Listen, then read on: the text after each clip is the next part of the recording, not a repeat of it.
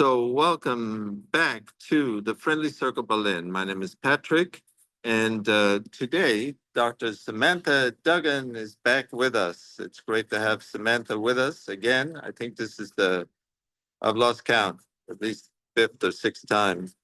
And today's, the topic of Samantha's talk today is parenting and the practice of emotional sobriety.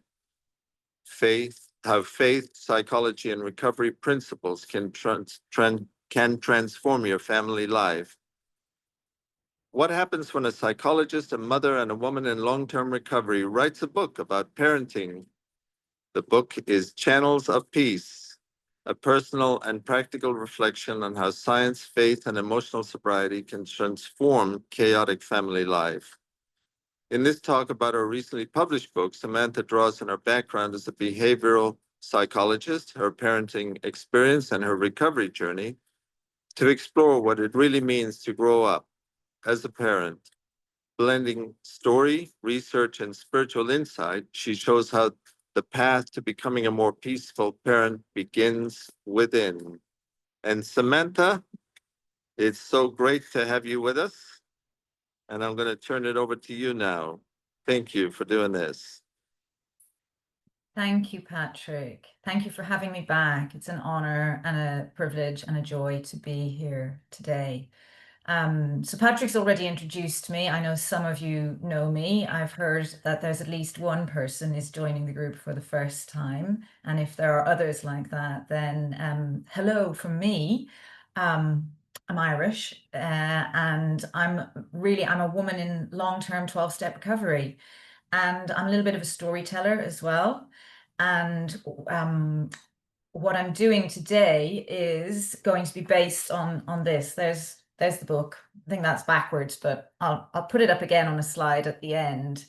And yeah, I'm going to do a little bit of everything. I'm going to read a short extract at the beginning, and I'll finish with another little short extract from the book, slightly longer one at the end. I'll be talking about science, faith, and recovery principles and how they all work together to help us develop increasing amounts of emotional sobriety if we put our minds and hearts into it.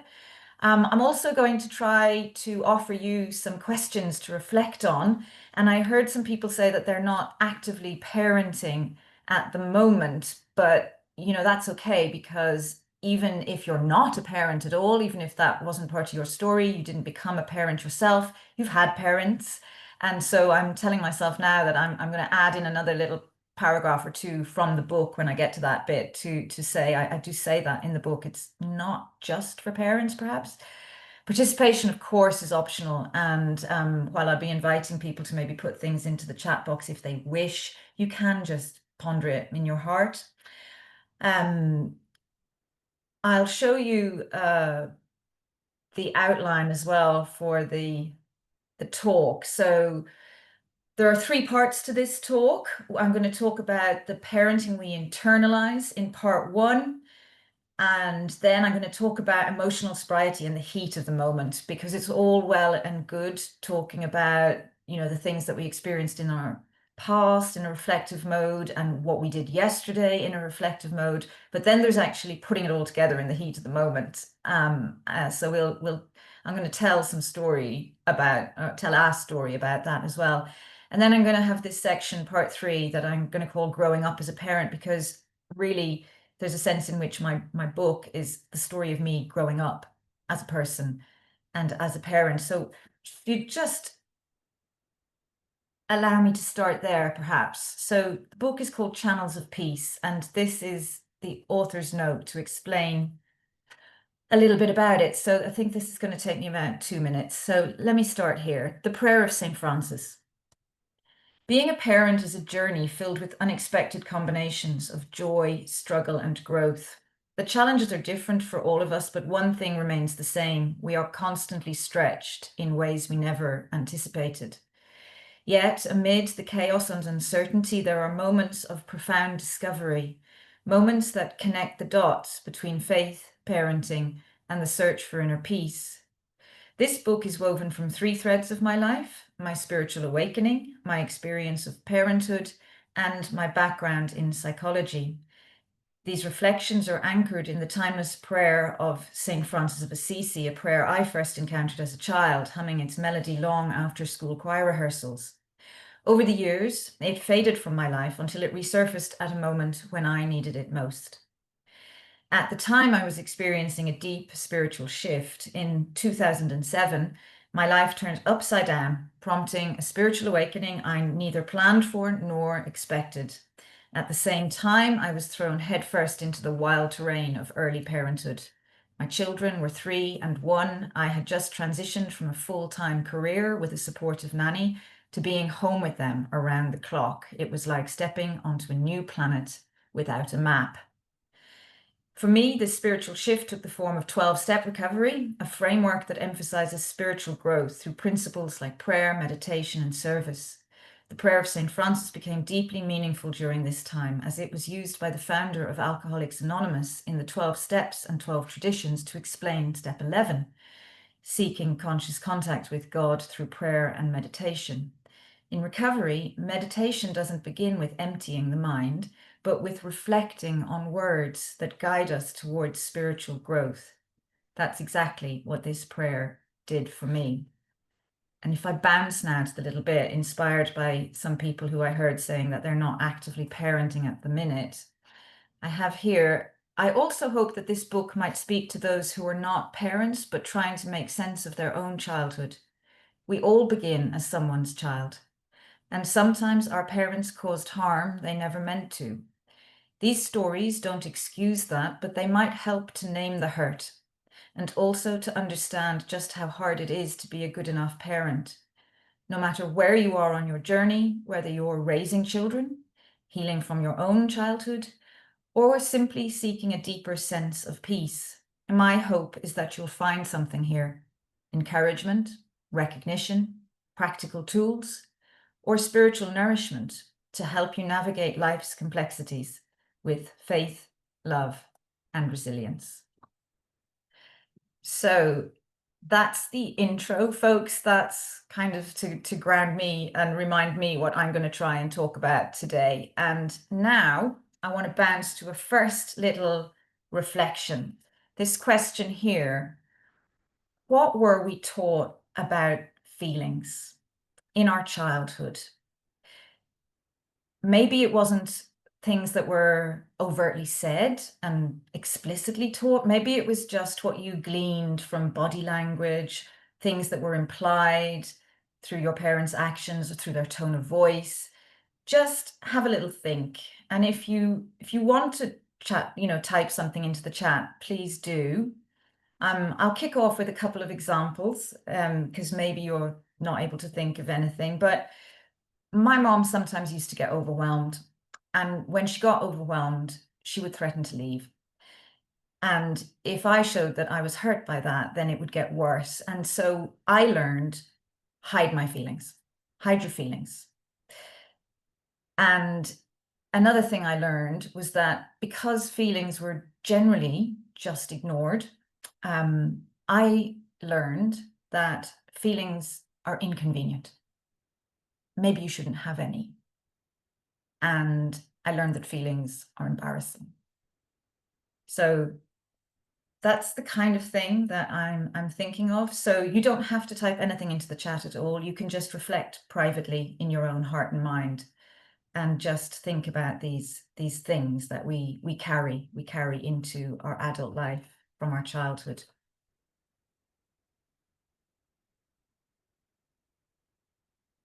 So part 1, the parenting we internalize. So that little reflection question was getting us thinking about this. And the image here is supposed to symbolize that who we are today, the roots go deep underground, and we carry those with us into the tree that we become, and we all internalize messages from our childhoods, and those interact with our unique and innate temperament in ways that are completely unique to us. And I bring this up because for me, this is an incredibly positive message, actually. History is not destiny. That's one of my favorite things to say. Yes, the environment we grew up in matters, but it doesn't have to end there, because we know now that our brains are plastic, so they can change. Sure, they learn much more quickly and easily in childhood, but they can also learn in adulthood too. We know that now for sure. So let me just talk as well about some of the things that I learned in my childhood again. And, you know, the book, I tell a lot of stories about what happened in my childhood in the book, and I'm trying to use different ones here, but the point in this section is to think that it's by becoming aware of these things that we take the first steps to freedom. So as we go through this talk tonight, just notice what's going on in your own heart and mind. So what we've learned in childhood can influence how we discipline, how we love our children, how we express that, whether we express it, how we connect with them, even the very words we say, we can carry with us from our childhood. And we can talk about scripts that we pick up in our childhood. And I learned in my experience as well. So some of the scripts, the ways in which this happened unintentionally. So, you know, it was 1970s Ireland where I grew up. And so if I was upset, somebody might say something like, "What's wrong with you?" And if I was crying, and not necessarily just me, but maybe a cousin or a sibling, if somebody was crying, if a child was crying, it was common enough in those days for an adult to say, "I'll give you something to really cry about." And I talk about this one in the book, and I think I've mentioned it before here. If you were happy, like particularly happy, you might hear the refrain, "Too much laughter ends up crying." Yeah, too much laughing ends up crying. And so all of that meant that one of the major things that I internalized in my childhood, and this interacted as well with, you know, we're 9.5 months. I remember when I was pregnant thinking, oh my God, they always say it's 9 months. It's longer than 9 months of pregnancy. It's 40 weeks. That's actually 9.5 months. So you're cooking a child for 9.5 months, you know, before anything happens in the world. But, you know, there is the environment in utero as well. But, you know, we know that if you've got more than one child as well, you'll know that they're all very different, even from the earliest stages. And that's innate temperament. So my childhood experience interacted with my innate temperament, and I learned early on to try and hide my hurt and to keep my feelings and my hurt to myself. You know, so thank goodness I found recovery, actually. Thank goodness I found recovery. So just to recap, I've been talking about, or at least I've been trying to talk about, how we respond to our children's feelings then, whether we find it easy or difficult to accept our children's feelings, whether we're dismissive of them, whether we maybe react with fear. We react with fear when there are feelings. And, you know, I talk a lot in the book about parenting classes that I run, and there's a parenting exercise that we did in those classes. And we asked people to write down as many feeling words as they can think of. And so we brainstorm in small groups about that. Write down as many feeling words as you can think of. And then I hand people markers, red markers, and I ask them to circle the feelings that they weren't allowed to have as children. And it's a very moving exercise. And I can remember it as well, the first time I did it for myself, I circled an awful lot of feelings with the red marker. So again, by becoming more aware of these things, we can take those first steps into freedom. These things from our childhood, the roots running deep, that influences how we even see ourselves as parents, whether or not we think that we're doing okay, or whether, in fact, deep down, we believe we're an incompetent parent.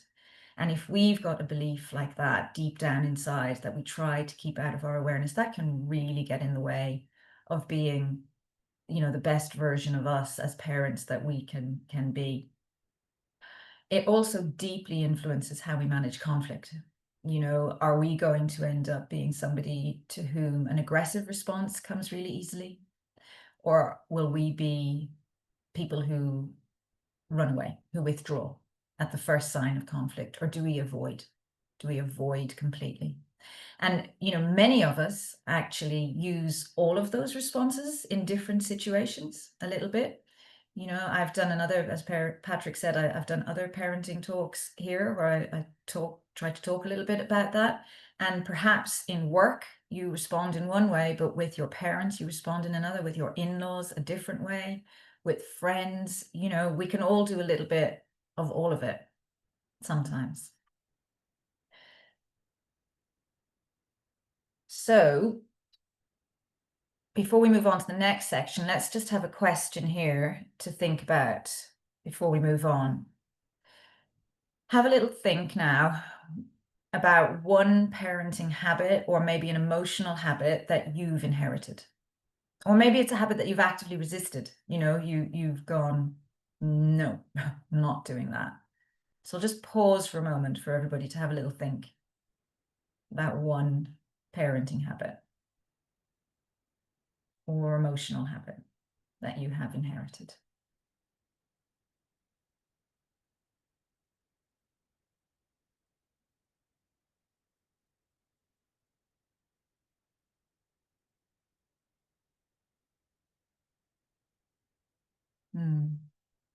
Thank you. I see people are putting messages into the chat, so thank you for that.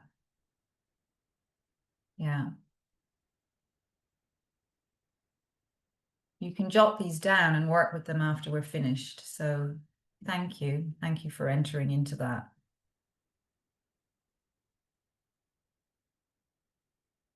Next, I'm going to move on to the middle section. So in this section, I'm going to talk about emotional sobriety in the heat of the moment. And there are two kind of lessons, I suppose, or two ideas. Yeah, let's call them ideas. There are two ideas that I want to get across here that we all learn from the technical words are contingencies in the environment. Yeah, but basically what happens, you draw conclusions from it. Yeah, you draw conclusions, and consequences really shape our behavior. What happens when we do something? We're always learning. Children are always learning. It's just a question of what are they learning? And very often, if our family life isn't how we like it or would want it to be, it's because even though we're trying to teach one thing or 10 things or 100 things, the way we're doing it isn't leading to the outcomes we want. And that means that our children are learning things we're not intending to teach, and so you can see that it, we probably learned things that our parents didn't intend to teach, and we then may pass that on where our children learn things that we don't intend to teach as well.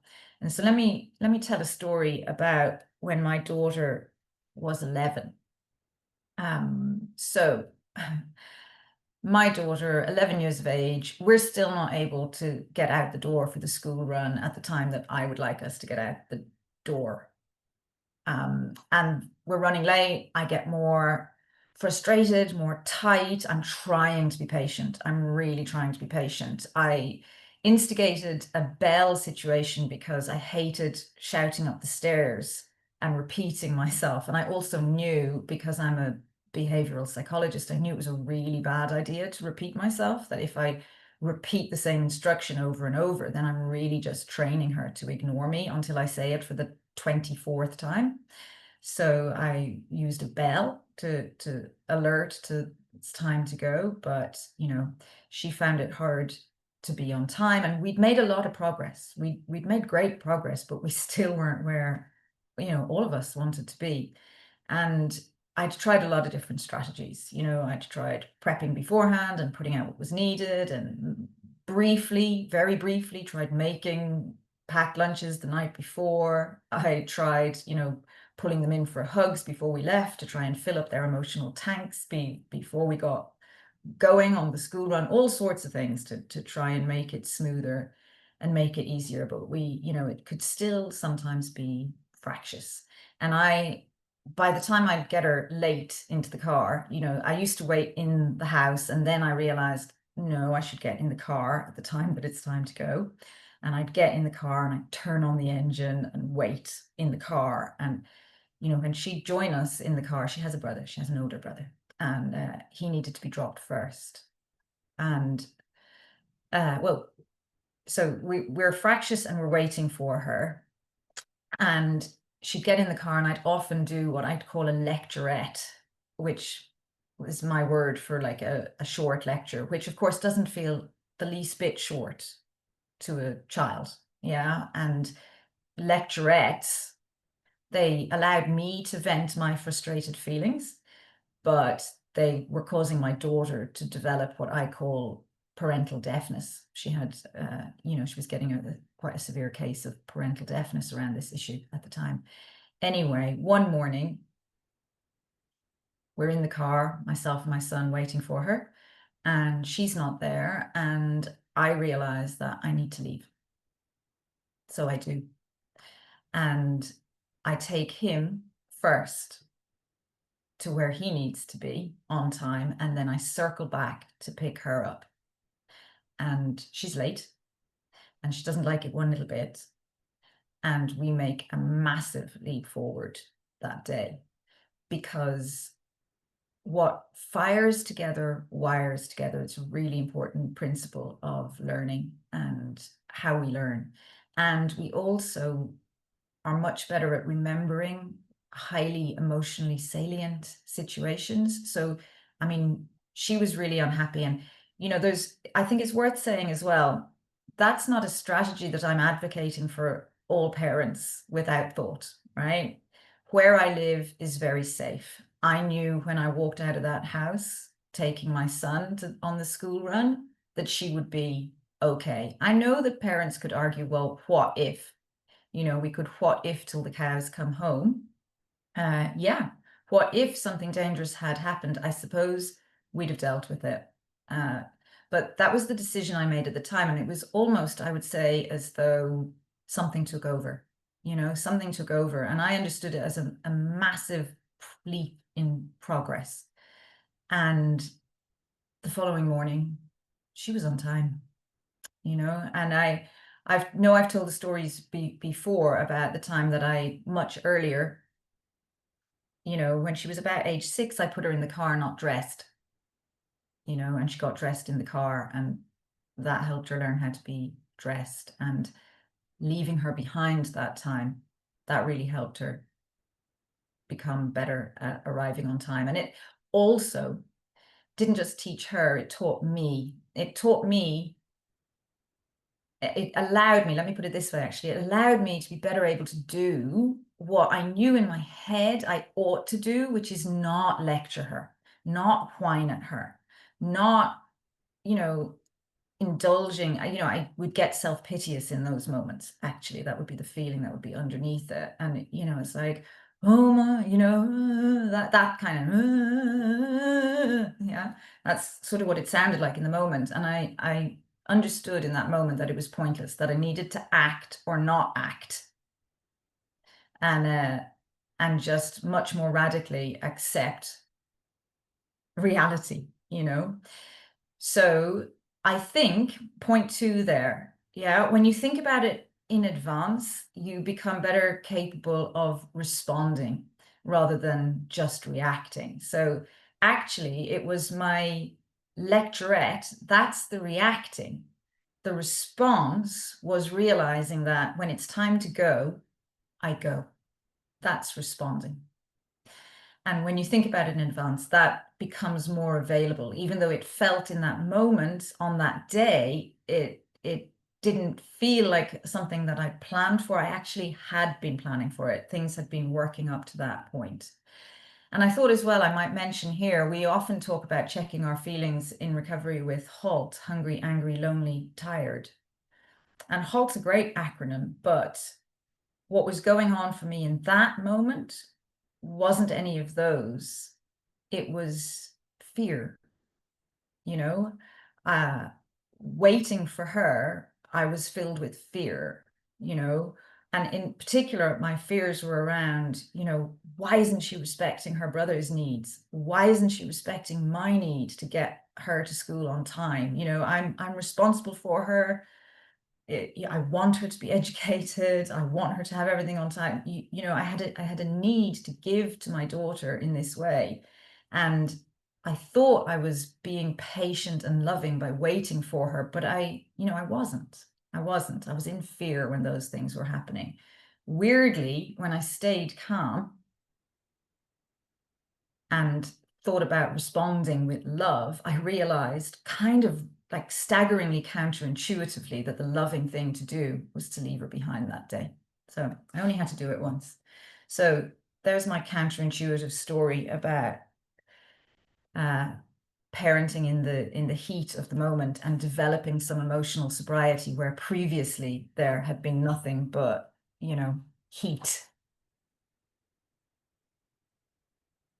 So I can see as well that there's a way in which that was a moment that, was getting away from me. The school run got away from me a lot. So before we move on to the next section, let's just have a think about a parenting situation, or any situation. If you're not actively parenting, maybe you have grandchildren, maybe you have a friend you find difficult, maybe you have a work colleague you find difficult.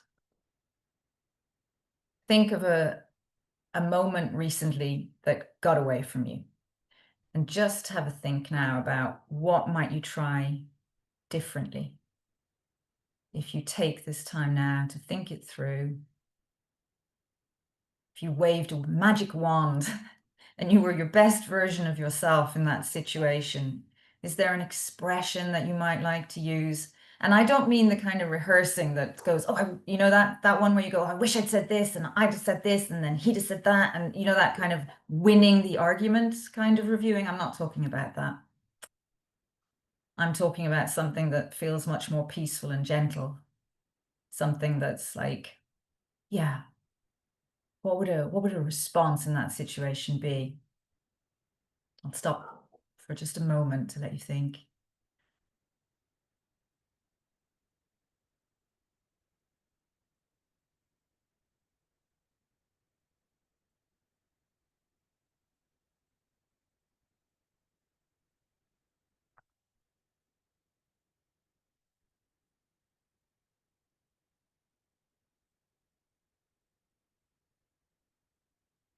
So what might we try differently on some occasion? And, the other thing that's worth saying as well is, I say to clients all the time, you're going to get another chance to practice.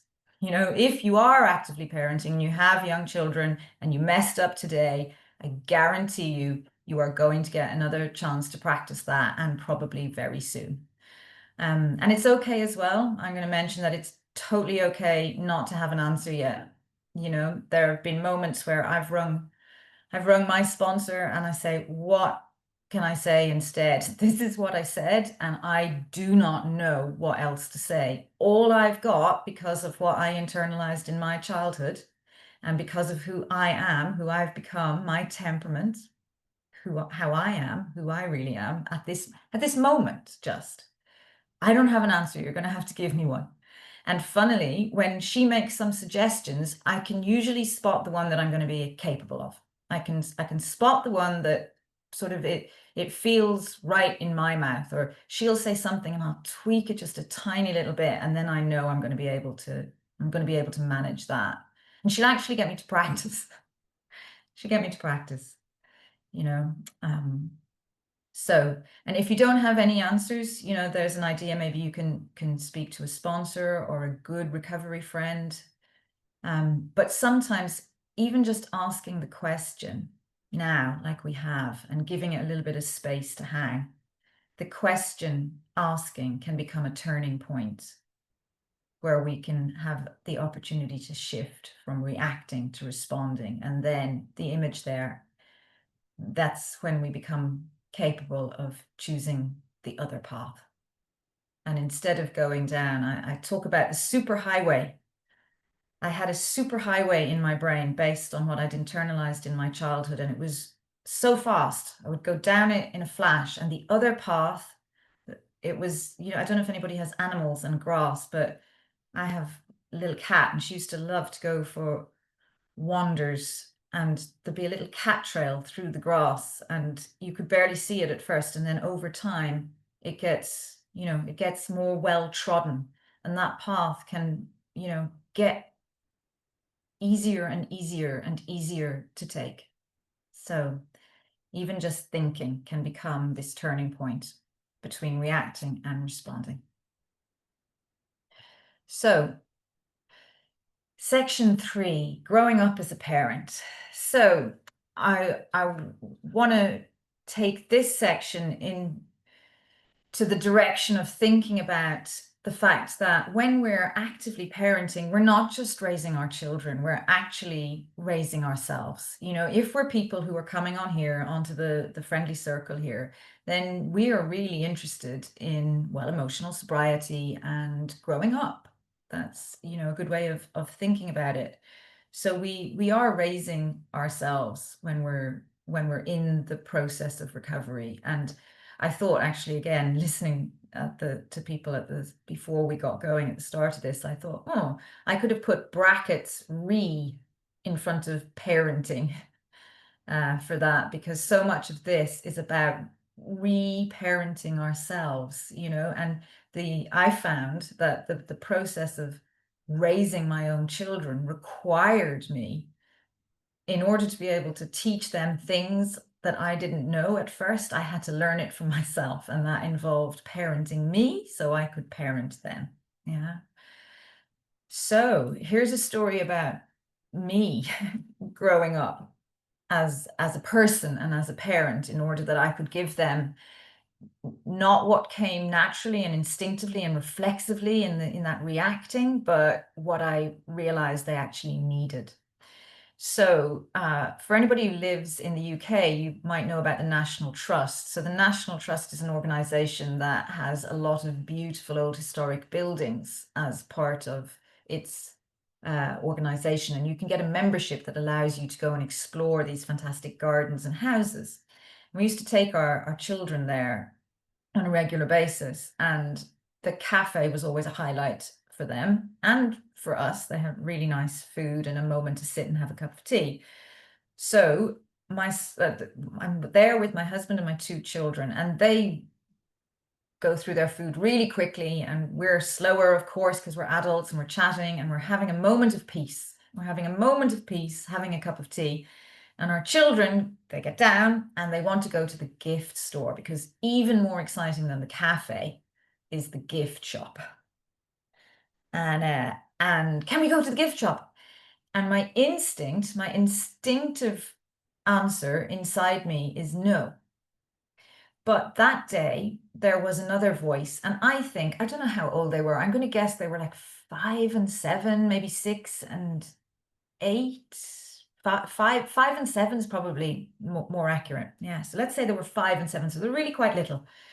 But the gift shop is no further than 10 meters. So the door of the cafe where we're sitting, I can see the entrance to the gift shop from where I'm sitting. And again, I'm in Surrey, in a National Trust property. This is a very safe environment. But there's one voice going, no, you can't. And it's a raised shoulders, tight. I realized it was fear. Yeah, it's fear. There's another little voice. There was a little voice that I could just about hear saying, let them go. Let them go. Let them go. And so straight away, I did a quick step 10 spot check inventory. What am I feeling? What's my need? Yeah, I mentioned it earlier already in the other story. I have a strong need to be a good parent. I want to give to my children. I want to, yeah, I think that's wired into us. We wish to give to our children. But I realized that this fear, it wasn't fear for their safety. I actually wasn't afraid for their safety. I was afraid of what other parents would think of my 5 and 7-year-old going to the gift shop without adult supervision. That's the truth. When I was really honest, I really did think it was okay to let my children go to the gift shop and browse without me for 5 minutes. But I thought other parents mightn't think it was okay. And you know what? I'm sure one parent at least didn't think it was okay. Yeah. And, you know, you can't put an old head on young shoulders, can you? I think if I had 5 and a 7-year-old today, that wouldn't bother me, but it did bother me then.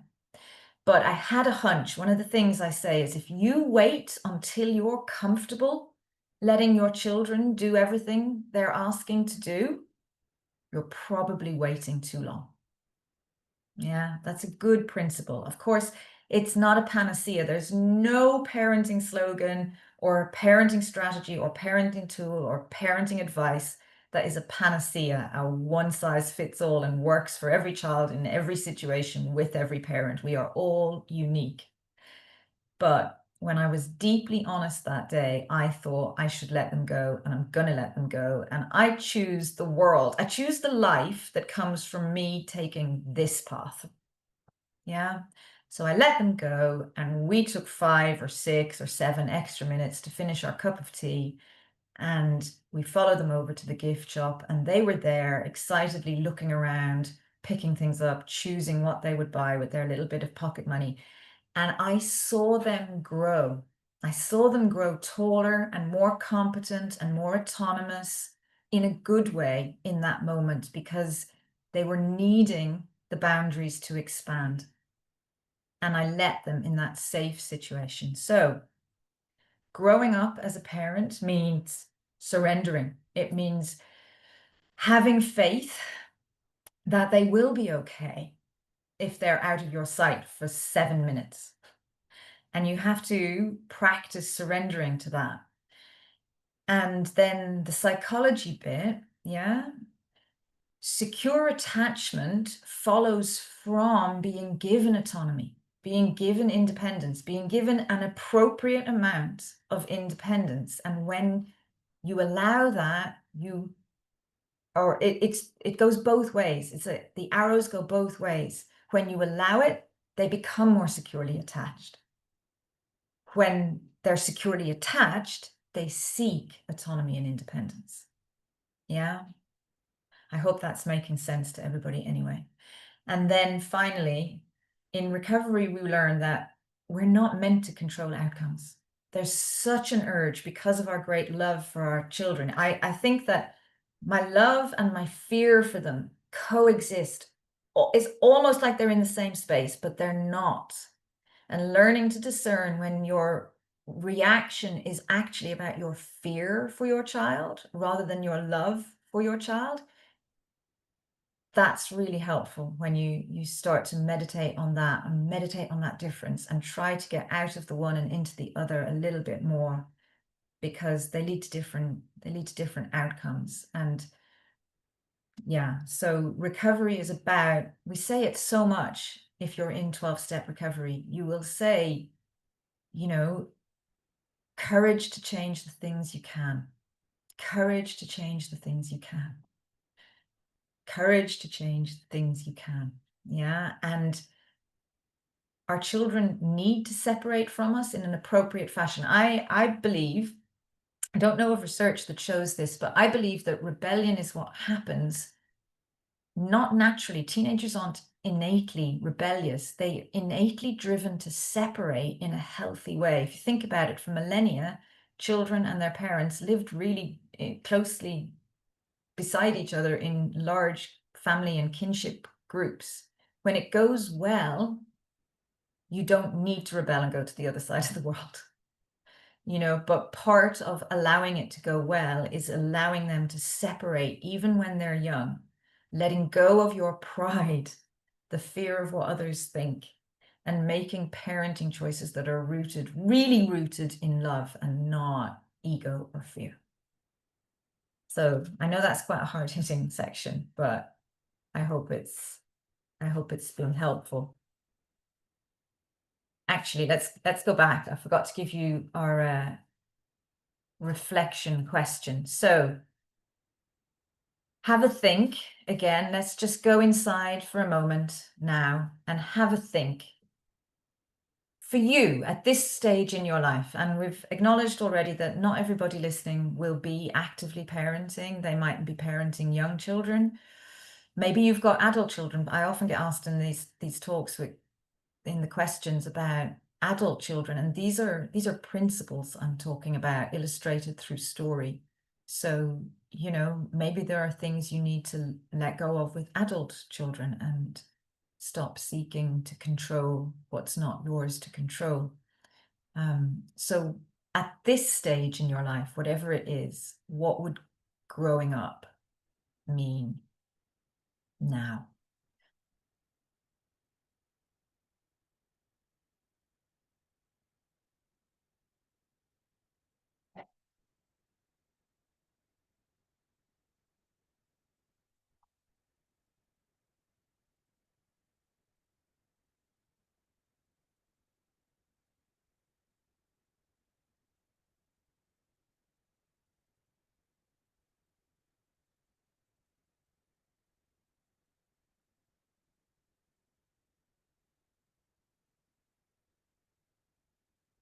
Thank you.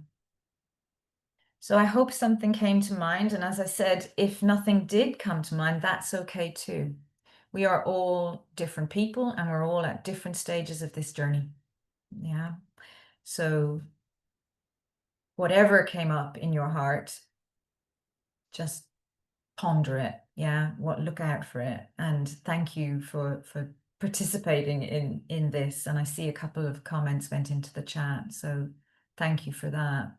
And thank you for sharing and being honest, because I know that there's an expression called borrowed benefit. And that's one of the reasons why these workshops can have power in them, because we can all borrow from what other people share. And so when other people are brave and courageous and share some honest words, then we can recognize ourselves maybe in what they share, and that helps. So thank you if you're one of the people who has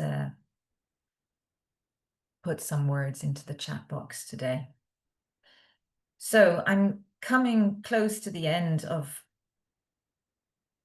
this part of the talk. I want to mention my book. I'll show you the cover so that you can recognize it. And I'm going to read an extract from it to close here now and give you another little flavor of it. Here it is, Channels of Peace. You'll recognize that step 11 prayer language, and it's what I've been talking about today. It's about trusting and leaning into faith, but not abandoning science. In my world, faith and science are not opposed. They are two different ways of reaching truth. They both teach the truth. Yeah. And the two together can lead to tremendous transformation. So I'm going to read the opening of chapter 9, which is called Where There Is Sadness, Let Me Bring Joy. Have you ever seen a child drop an ice cream? It's a small tragedy played out in slow motion. The cone slips, the scoop wobbles, and then splat. For a moment, there's silence as the child processes what just happened. Then the face freezes and the corners of the mouth quiver. And finally, the heartbreak arrives, a face crumpling, a wail piercing the air, and tears rolling down like they'll never stop. This is pure sadness, raw and unfiltered. It's not performative, not calculating, just the simple, visceral reaction to losing something wonderful they were certain was theirs. If you've witnessed this or been the parent in this situation, you know what usually happens next. There's the rush to console, to fix, to make the sadness go away. It's okay, sweetheart, comes the soothing voice. We'll get you another ice cream. And sure enough, the tears subside, the promise is fulfilled, a new cone is in hand, and the sadness is forgotten. Surely this must be love at its best. Sadness arises, so we rush in with a solution. Sadness out, joy in. It's a perfect exchange. Or is it? It's true that offering something a child wants can quickly distract from their sadness, but is distraction the same as joy? Does rushing to replace what's lost truly bring healing, or does it simply postpone the sadness for another day? Let's talk about motives. If a parent swiftly replaces a dropped ice cream with the primary intention of bringing their child joy, we might agree this is an act of love. But is it a strategy that works every time a child feels sad, disappointed, or upset? While occasionally stepping in to replace a lost treasure won't harm a child, it's worth examining other possible motives behind this action. Motives that might make this approach less effective over time. For instance, a parent might replace the ice cream simply to stop the tears, not genuinely to bring joy. Many adults, consciously or not, are uncomfortable with children's crying. When they encounter tears, they focus on stopping the crying rather than addressing the sadness behind it. Their actions aim to remove the outward sign of distress rather than truly bringing comfort and joy to the situation. Why does this happen? I'd wager it stems from how those adults' own tears were met in childhood. Perhaps their crying was hushed or dismissed. Maybe they were told to stop crying, reassured it wasn't a big deal, or even threatened with something to really cry about. Or perhaps they, too, were distracted by a replacement ice cream. That's it. I'll show it to you again. Channels of Peace. I would be deeply honored if you felt interested enough to take a little look. It's available on Amazon. And I think I've said quite enough now. Samantha, thank you so much. Thank you so much. This was incredible. And Samantha's with us next month. And let me go into that really quickly, and because I can tell you what that's going to be about. This just a moment. Well, I'll put it in the WhatsApp groups. I'll put it because we've got 2 minutes. I'll put it in the WhatsApp groups for Samantha's talk next month. So thank you so much, Samantha. Was there any way you'd like to take it out? Oh, I suppose in the usual way. Thank you. Thank you all for tuning in. And I want to honor the courage of everybody who's come here. In my experience, I don't think there's a more sensitive topic than this. You know, I think it touches us right to our core. You know, so I just want to applaud anyone who is both engaging with their childhood story in order to recover from it, and which is courageous in and of itself. And then I think it's, you know, it's major adult stuff. Like, it's not for the faint-hearted to then engage with the ways in which we may have been less than, you know, ideal, not the parents we'd have wanted to be in that alternative universe that didn't exist. So I applaud you all, and I'd like to finish now at the Serenity Prayer. So Thank you, Samantha. God, grant me the serenity. Serenity to accept things I cannot change, the courage to change Courage things I can, and the wisdom to know the difference. Keep Thank coming back. you, Samantha. Thank you, Samantha. Thank you, Back here Samantha. soon. Appreciate it. Thank you, Samantha. Thank you, All right. Samantha. That was awesome.